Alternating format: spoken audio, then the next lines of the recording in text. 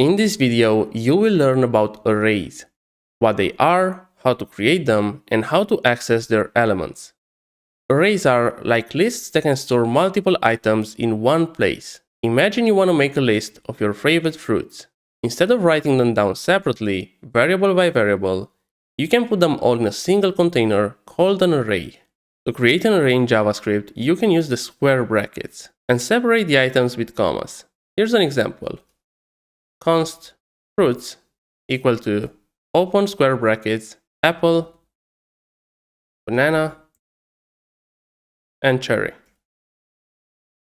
So in this example, we created an array called fruits that contains 3 items, apple, banana, and cherry.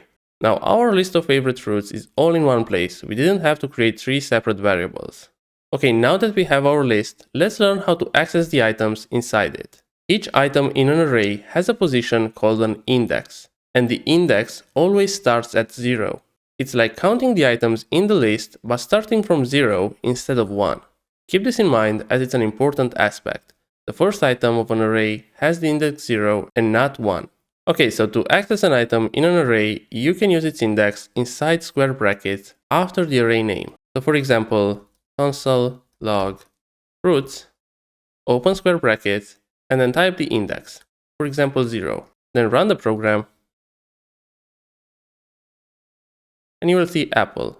If we also want to print the second item, which has the index 1, because the first item has the index 0, you will see apple and banana. Now, if by mistake you try to access an invalid index, so for example, we know that the list has only 3 items, but we try to access a 5th item or a 6th item and run the program, you will see undefined, because we do not have fruits of 5. We only have fruits of 0, 1, and 2. Many times, you might want to know how many items are in an array. And you can easily find this by using the length property. So you would do console.log fruits.length. Run the program, and you will see 3, because we have 3 items in the array. You can also update the value of an array element by assigning a new value using its index. So we can do fruits of 1, for example, equal to blueberry. And then let's print the entire array using console log fruits.